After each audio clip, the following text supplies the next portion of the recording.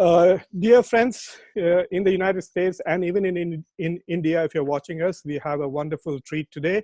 We have with us Ajit Karnik. Namaste and welcome, Ajit. Thank you very much. Ajit is a very old friend of mine. He's also my relative and like an elder. I look up to him. He is from India. He is an engineer with training in management and consultancy. He went to some of the elite academic institutes in India, IIT and IIM.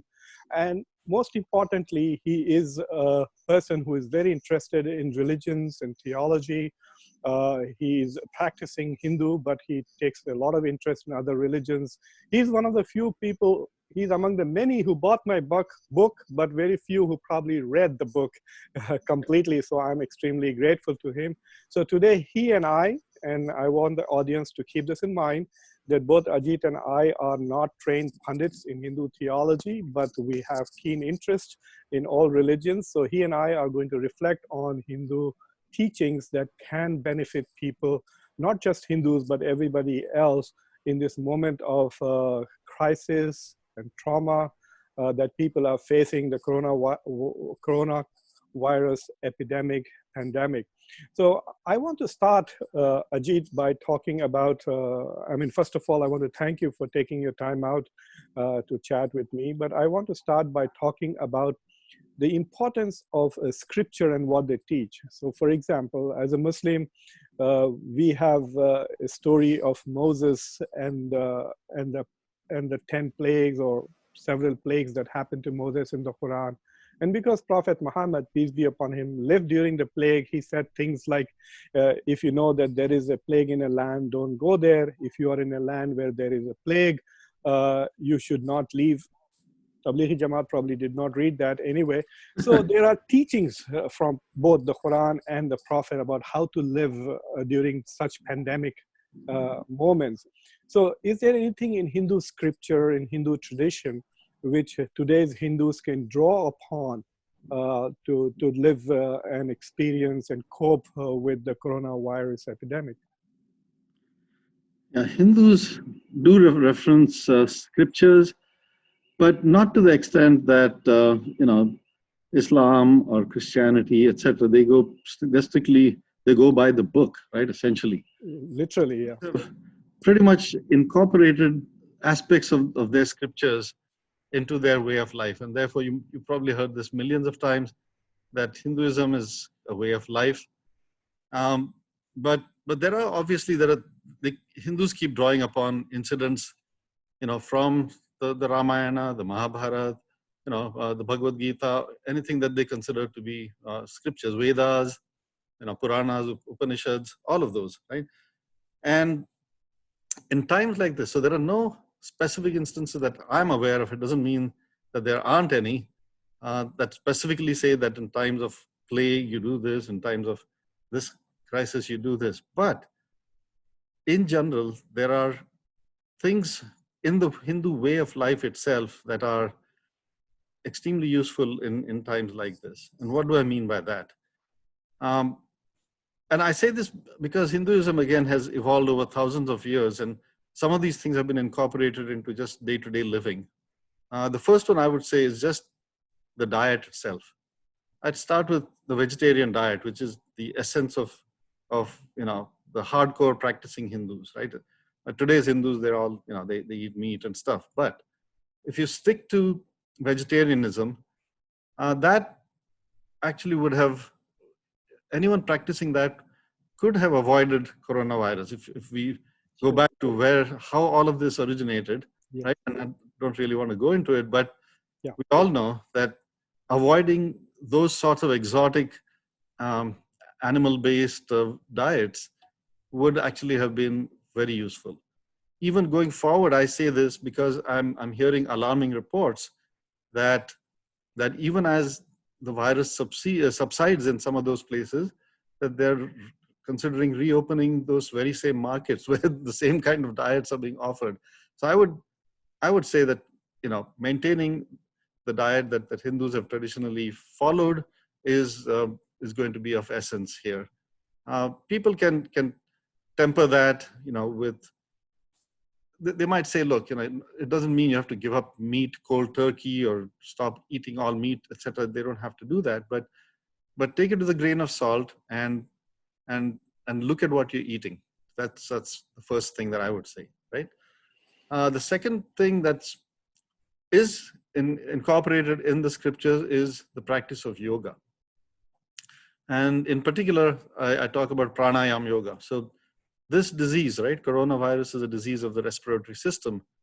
And there are several yoga exercises that actually are designed specifically targeting the strengthening of our respiratory system and detoxification of the body in doing so.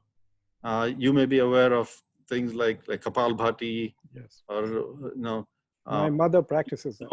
Sorry, you practice? My mother practices Kapalbhati. Yeah. So she keeps telling me that I should also. It's very easy to do and a lot of beneficial effects. So yoga is a science. It does originate in Hindu scriptures. It was actually in the Yoga Sutra, which I believe was part of the Shiva Puran. Somebody will have to research that and confirm that that's the case. But yes, it has come from the scriptures, and it has been practiced for thousands of years. It's been refined, and now, of course, nobody can really claim it because it's now worldwide in practice. But it did originate in the Hindu way of life. Okay, so that's the second thing I would say. The third thing, which is not quite so obvious, but again, I think is inculcated in the Hindu way of life, which now has become the Indian way of life, which means it's been adopted by all communities in India, not just Hindus, and that is cleanliness. If you remember back to your days in India, it's every time someone comes from outside, you remove your shoes. God knows where those shoes have been. They could have been in dirty markets. They could have been in bathrooms, etc. You don't bring those shoes inside, right? You park them outside. So that's one aspect of cleanliness. As soon as one comes in, wash hands. So today, everyone is urging us to wash hands every time you come in, etc. Well, that was automatic. We didn't need to be told that. We do that anyway, right? So that's the second aspect of it. There are the non-sharing of utensils, food. Hindus do not. You heard the concept of jutha. Yes. Jutha means not touching something that somebody else's lips have touched. Someone been in somebody else's mouth. So a spoon, etc. So a Hindu will not drink water from a cup that someone else, even if it's their family member, if they drank from it, they probably would not drink from it. They would not eat from the same plate, etc. Now, there are degrees to which people carry this. Some people are extreme, some people, etc. But then again, and they would never think about kissing an animal on the mouth, like a dog, etc., which I find a lot of people do, kissing, not just humans on the mouth, but a dog on the mouth. These are all aspects of cleanliness that have sort of been incorporated into it. There's another aspect of cleanliness that I think is sort of not obvious. It's part of Hinduism. And there I'm going to delve into something called the koshas. You being a student of religion, probably know about the koshas, but there are 5 sheaths that a human body has, right? According to Hindu thought, there's the Annamaya kosha, there's the Pranamaya kosha, there's a Manomaya kosha. Annamaya is the food kosha, Pranamaya is the kosha of the breath, Manomaya kosha is the kosha of the mind, right? There's a Jnanamaya kosha, Anandamaya kosha, right? So, and these are sheets. Now, they also represent levels that one has to transcend, okay, in order to make spiritual progress. What does that mean? It means Annamaya kosha, in order to conquer that kosha, this kosha really impacts your gross body, and thereby, and between the Annamaya kosha and the Pranamaya kosha, those two impact your overall health and well-being. Okay, and what does controlling the Annamaya kosha mean? That means you watch what you ingest, not only in the form of food, but everything that your body ingests. It's what you watch, what you hear, what you breathe, everything that even goes in through your pores, all of that, right? So everything that enters your body, and you purify that, because it is believed that all of these things impact your health. How does that impact coronavirus? Well, it's fairly obvious.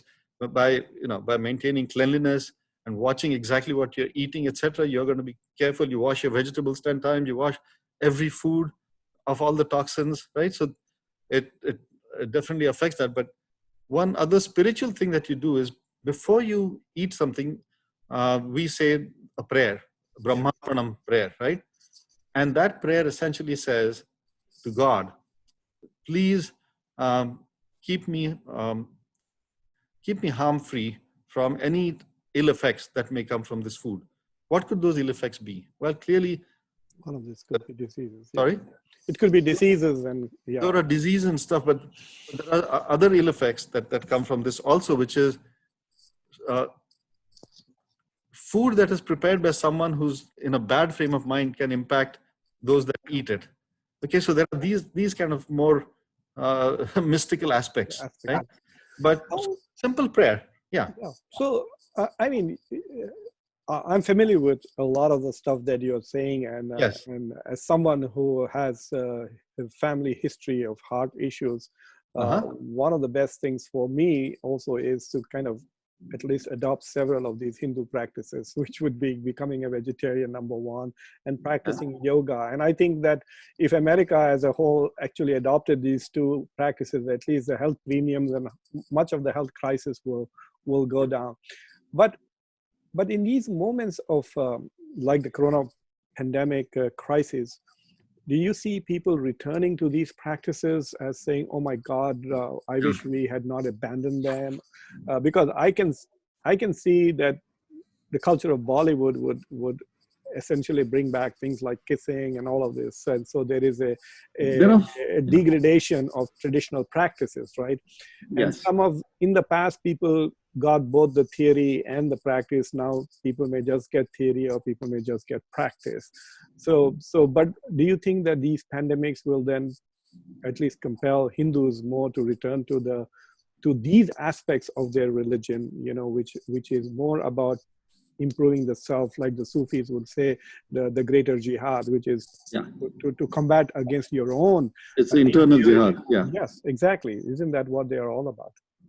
Yeah, I think it's going to compel not just Hindus, but I think everybody to take a look at these values, and they're not going to look at them more as Hindu values. They're just going to see them As as something universal values. that Yeah. is, yes. I've been talking to people of other faiths, and I realize that one of the things that the coronavirus pandemic has done is has resulted in their business zooming. You know, there's more attendance for churches and synagogues via Zoom because people are all stuck at home, so they are listening. It is also a kind of a fear that people are experiencing, one of these uncertainties. And I wanted to ask you, I don't know whether you are familiar of the story of Yudhishthira and the Yaksha, this mystical being that once confronts Yudhishthira and says, I will not let, Yudhishthira is trying to help his brothers who have been killed by this spiritual or mystical creature called the Yaksha. And the Yaksha says that unless you answer all my questions, I won't let you drink water from this lake that I own, but I will not bring back your brothers. So there are lots of fascinating questions. I like that episode because it is like the Hadith of Jibril, where the question and answer is a way in which religion is taught to ordinary people. So in the Hadith of Jibril, is Gabriel asking Muhammad questions, peace be upon him, and in this Yaksha. So there's one question which was very interesting. So the Yaksha asks Yudhishthira, which is the greatest wonder in the world? And Yudhishthira answers by saying the greatest wonder in the world is that people see people dying every day, yet they live their lives as if they are immortals, as if they are going to live on forever. Yeah. And I see this in India and many other places, that we see the pandemic, the coronavirus killing now at a rate of 2,000 per day, at least in the United States. But people still are not, there are some who are not taking this seriously. You know, I'm beginning to understand why the Yudhishthira thought that this was the greatest wonder. Do you think that these teachings such as this will come back and people will be able to learn these traditional lessons which have so much importance even today? I think they'll have certainly more time to think about it. Whether they adopt them or not is still open, right? To Anybody's guess, right? But But there are a couple of things today that people are practicing that are worth mentioning, right? That are based in uh, Hindu religion. It's the concept of doing one's dharma. You see today, and I don't say that only Hindus are doing this, but I can at least say why some of the Hindu practitioners are doing it. So if you look at all the doctors, nurses, first responders, um, essential services workers, there are many Hindus amongst them here and All over the world, yeah. wherever they are, and they're all doing their job. They're not questioning why they're asked to do this and why are we doing it and not all the other people are now staying at home and enjoying themselves. Not really, but it's the concept of doing your duty, right? In Hinduism, everything, animate and inanimate, is expected to do its duty. The sun is expected to come out every day and provide light and energy, etc., and then set at night. So it doesn't matter animate or inanimate; it's supposed to do your duty. So that concept of doing your dharma, okay, is a motivating factor. Everyone does that. Combined with that is the notion of doing your karma, right? Karma is any kind of action which whether it's a overt action, it's a unintended action, accidental action. They're all actions. Now, Sri Krishna in the Mahabharat, right, uh, gives Arjuna this advice. It's like, you have to do your karma, you have to do your dharma, you have to fight your cousins because they are on the side of wrong, right? It's in the famous battle of the Mahabharat. He said that, and don't worry about the consequence. You do it selflessly and leave the consequence to God. Now, in that particular instance, Arjuna did what he had to do. Today, we don't have God in physical form coming and telling us, hey, this is the right thing you're doing.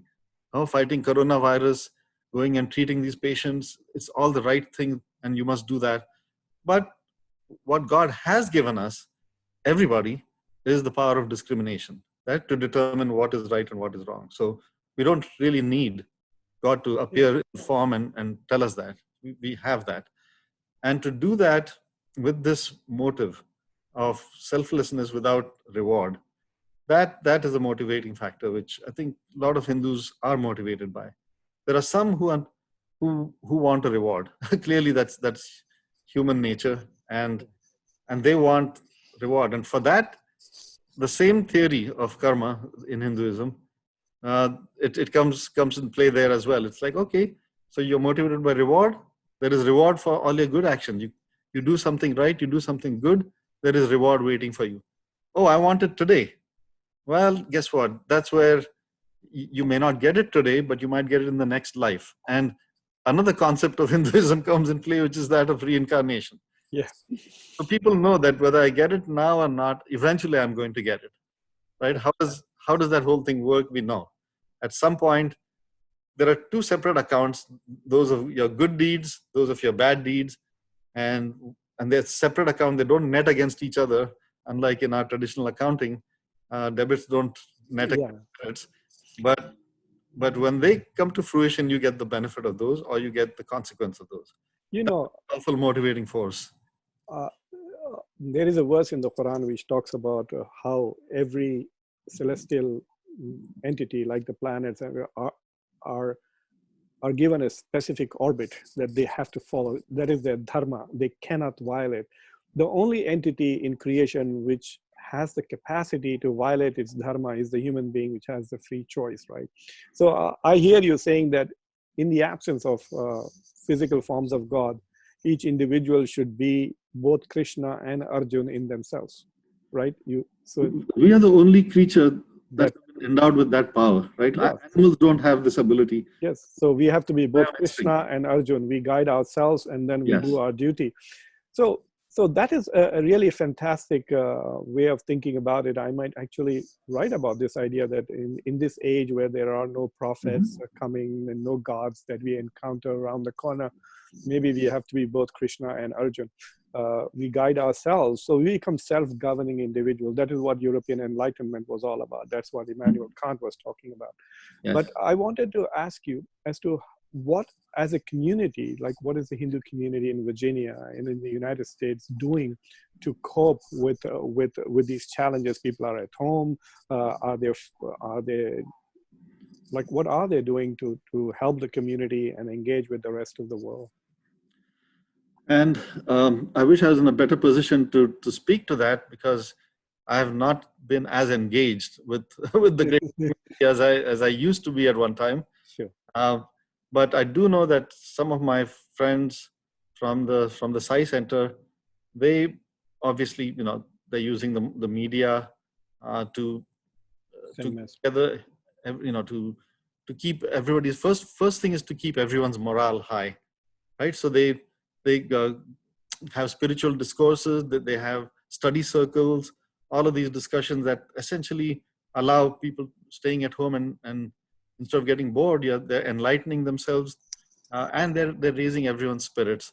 Second thing is they're doing service, and I know this, that the elderly people, people are getting groceries for their neighbors, those who are at particular risk.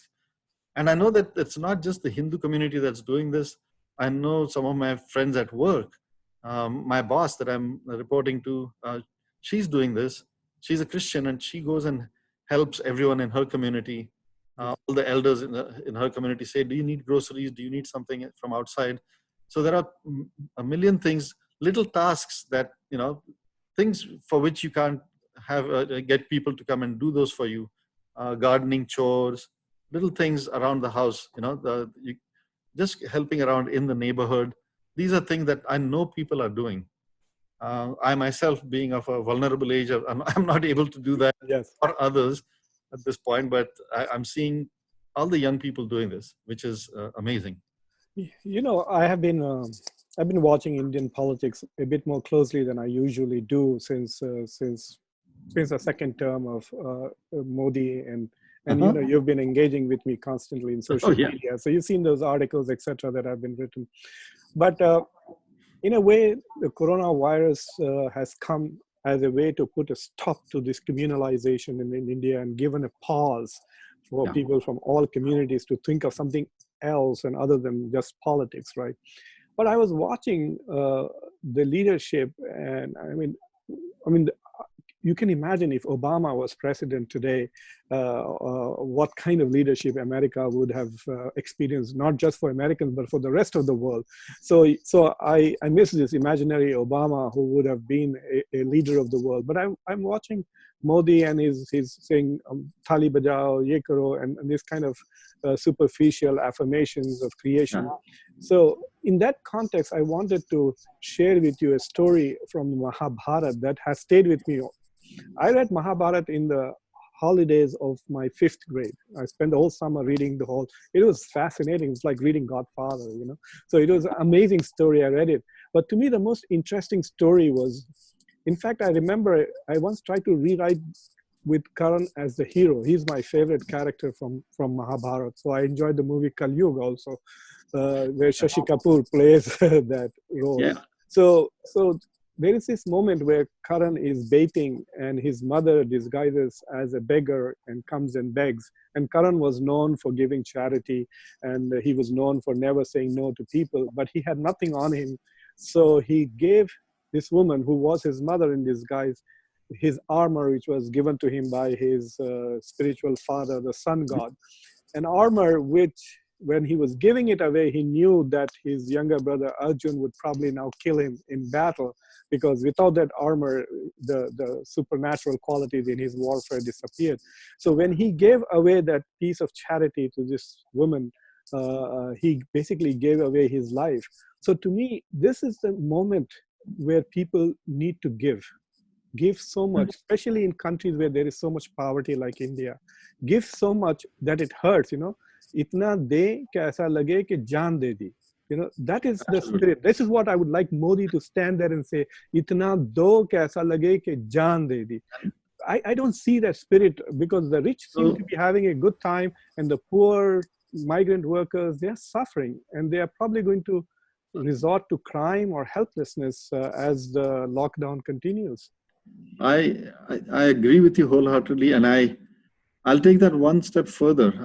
I'll say that this is a good time for them to apply not just the kind of generosity that Karna exemplified and bring that into their day-to-day life in terms of giving, just money and arms and clothes and any kind of help, but compassion. And this is from your book, right? I mean, Islam also now needs to start, you know, practicing this thing. Every religion now needs to bring forth and practice these particular qualities, right? Of Yeah, generosity, of compassion, of mercy. These are all inherent in the scriptures. There are all these endless stories, like the one of Karna yeah, you just mentioned. That scriptures are rife with stories like this, right? yes. But it's a question of pulling them out. And I do agree that the current government should be pushing for that kind of spirit. And it's time to put aside religious differences and all that. um, Show compassion even towards those who stray. There are people who make mistake, and they shouldn't be congregating, and they congregate. That's Yeah. okay. They made a mistake, but now move on with that. Let's collectively cope with that. Show generosity across communities. Don't maintain identity that, as a Hindu. Maintain an identity as a human being. I mean, that's really that could be one of the message that coronavirus is bringing us, right? To say, guys, it's time to break out of these little silos that you've placed yourself in, and embrace the greater religion of love, which transcends across religions. Yes, if you remember during the 1920s, 1930s, there used to be this slogan coming from Hindu reformers about it means all religions will lead to salvation. I'm not able to recall the Sanskrit phrase, Sarvadharm, something perhaps you will be able to fill in. But I'm talking about, see, for example, Bill Gates is throwing so much money at trying to not just understand and explain to public, but also he's financing actual research to Yes. the hunt for the vaccine, right? And then even Bezos now has joined the game. He just donated $100 million. So that kind of charity, there are so many billionaires in India. I'm not seeing them come forward right now. Azim Premji, the Wipro guy, at least sometimes we hear that he's giving away money. Azim Premji. Yeah, yeah. So the owner of Wipro, I think he gave away all his wealth, at least in the way that Bill Gates has. So I think that this is the moment for all communities to bring the best of their religion out. Yeah, and I'm saying go beyond religion. Yeah, go beyond religion. Because, And so or if you want to stay within religion, then, as you said, bring out the best of your religion and make that a shining example yeah. for everybody else to follow. So do you have any message? I mean, everything that you've been saying is essentially messaging people to do their best. But do you have any specific message for people here in the U.S. and people in India before we wind up? The message is just a reiteration of my gurus, Sai Baba. Shirdi Sai Baba always had the message of Shraddha and Saburi, right? Shraddha means faith in God. People must reassert their faith in God. Those who are straying away from God must return to God, and strengthen that faith. And Saburi, patience, right? So don't expect miracles overnight, but keep at it, keep fighting the virus, along with everybody else. Join hands with everybody else. So that is the message from Shirdi Sai Baba. Then from Satya Sai Baba, the message is that he reiterates the value of collective prayer, of namasmarana. That means keep chanting the name of God. Okay, whatever your God is, whoever you think your God is, your favorite form of God is, and because the vibrations and the power of that chanting, the sing songs in the glory of God, there's some hidden mystical power in that. So in addition to all the practical things that we talked about today, I think we should tap into this mystical power of prayer that when you pray to the universe and the universe is God, the universe responds, right? And to everybody's prayers, everybody's chants, collective chants. So that's the message to everybody is strengthen your faith and continue, uh, you know, continue in this manner with prayer, chanting, singing, and then obviously doing your duty. You're right. I mean, that's great. Be God conscious, be Yeah. duty conscious, and be spiritual conscious. Yeah. So thank you very much, Ajit, for being so cooperative and taking time out and so eloquently. I think your message is not something just for the coronavirus crisis, but people who are listening to this can benefit way beyond this also. So I wish you all the safety, be safe, practice Thank what you're just preaching. you so much. Yeah. Take care. Thank you very much. Bye-bye.